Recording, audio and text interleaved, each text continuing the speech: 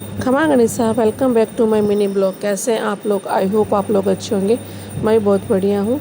तो हुक्म जो थे वो बीकानेर आए हुए थे, उन्हें बीकानेर में कोई काम था, तो उन्होंने कहा कि पहले अपन माता जी के दर्शन कर लेते हैं, देशनोक जाए थे, उसके बाद मुझे जो काम है वो कर लूँगा। तो कहते हैं ना, माता जी का हुक्म हो तो उसे कोई नहीं टाल सकता। तो हम सब निकल गए थे माता जी के दर्शन करने के लिए देशनोक। मम्मी पापा और भाभी साहब ये नहीं गए थे क्योंकि उन्हें कोई काम था, तो हम लोग गए थे। मेरा भतीजा अर्शु वो मेरे साथ गया था, उसने कहा बुआ सब मैं आपके साथ चलूँगा, तो हम उसको लेके गए थे। और मंदिर हम पहुंच गए थे। मंदिर में ज़्यादा भीड़ नहीं थी क्योंकि हम थोड़ा जल्दी पहुंच गए थे, और थोड़ी कम भीड़ थी, तो हमें दर्शन जो थे माता जी के आराम से हो गए थे। पर हमें जो सफ़ेद काबा होता है उसके दर्शन नहीं हुए थे, तो हमने सोचा चलो कोई ना, अगली बार दर्शन कर लेंगे। और बच्चे जो थे वो काबा से डर रहे थे, अर्शु तो बहुत ज़्यादा डर रहा था। उसके बाद हम चले गए थे दुकानों पे। हम देशनों का चूड़ा नहीं खरीदे, बच्चे खिलौना नहीं ले, ऐसा हो नहीं सकता।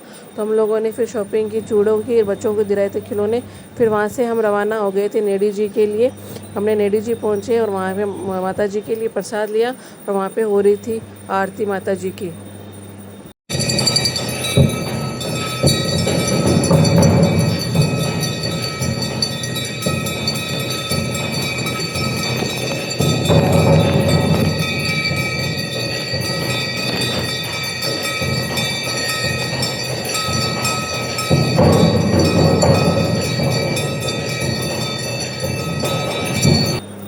फिर हम रेडी जी से निकल गए। फिर वहाँ से बच्चों को निकलती भूख लग गई थी, तो उन्होंने कहा हमें जूस पीना है, किसी ने कहा हमें चिप्स खाना है, तो उन बच्चों को हमने खाना खिलाया, चीज़ें दिलवाई, और फिर हम निकल गए थे घर के लिए। अब मिलते हैं आपसे नेक्स्ट ब्लॉग में, तब तक के लिए बाय बाय।